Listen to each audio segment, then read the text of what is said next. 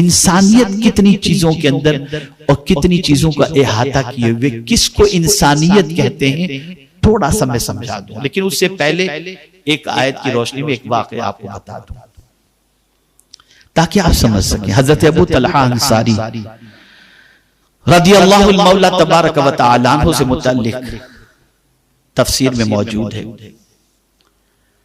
रसूल रहमत सल्लल्लाहु अलैहि वसल्लम तशरीफ फरमाते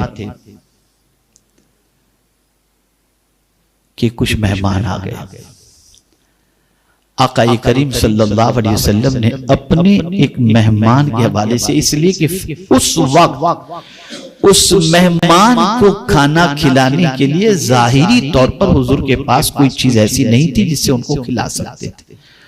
तो सरकार सल्लल्लाहु अलैहि वसल्लम ने अपने सहाबा की जमात के अंदर ऐलान किया, तुम में कौन है, तुम में कौन है जो मेरे मेहमान को अपना मेहमान बनाए। एक गरीब सहाबी हजरत अबू तलहा अंसारी रज़ियल्लाहु ताला खड़े हो, हुजूर में मेहमान बनाऊंगा। सरकार सल्लल्लाहु अलैहि वसल्लम ने मेहमान को उनके हवाले कर दिया। हजरत अबू तलहा अंसारी जा रहे हैं लेकर मेहमान को। अंदर से दिल की सिचुएशन में आपको बताऊं, वो जानते थे कि उनके घर में खाने पीने का कोई ज्यादा इंतजाम नहीं है। वो ये भी जानते थे कि उनकी ख्वाहिश के मुताबिक अच्छी ग़िज़ा उनको शायद कि न पहुंचाई जा सके, लेकिन उन्होंने कह दिया कि मैं हुजूर आपके मेहमान को अपने घर लेकर के जाऊंगा। लेकर गए, दरवाजे पे दस्तक दी, बीवी ने अंदर से पूछा कौन।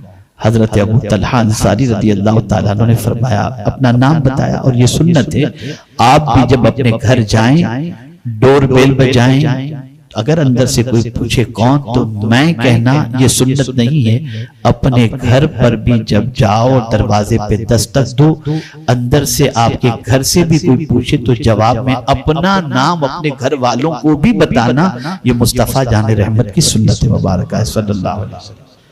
अपना नाम बताया हजरत अबू तलहा ने और फौरन इरशाद फरमाया, मेरे साथ हुजूर के एक मेहमान भी हैं।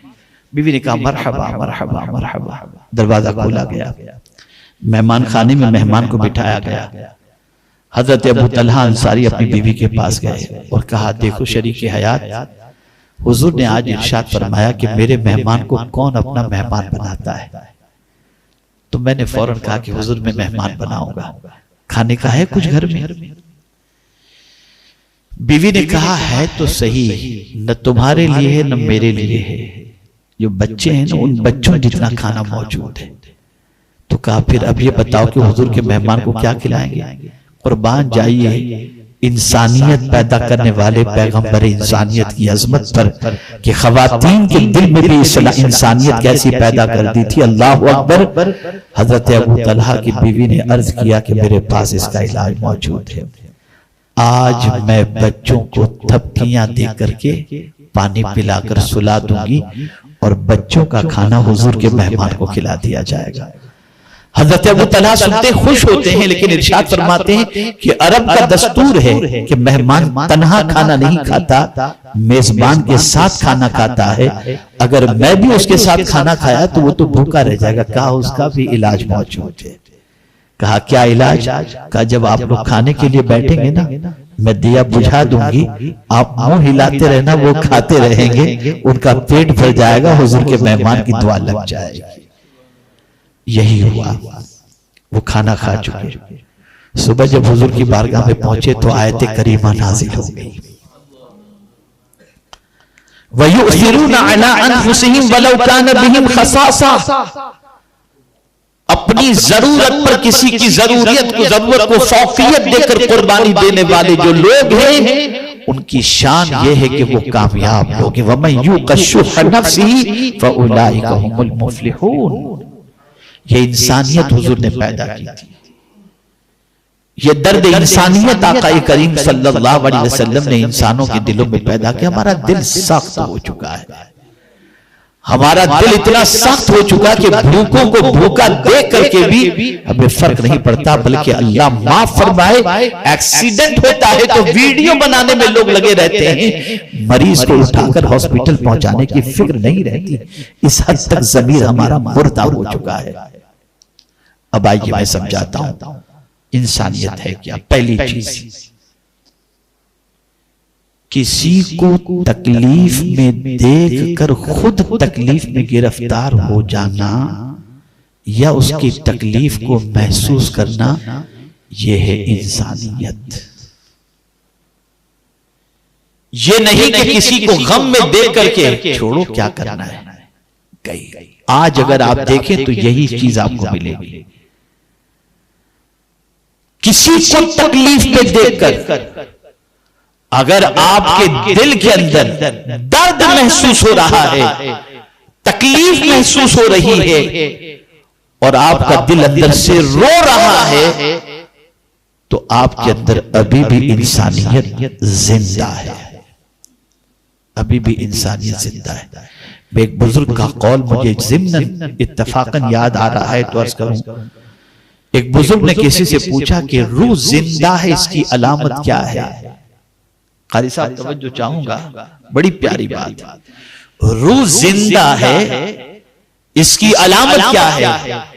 इरशाद फरमाते हैं कि किसी को गम में देखकर अगर तुम्हारी आंखें नम हो जाएं तो तुम्हारी रूह जिंदा है, वरना तुम्हारी रूह मर चुकी है।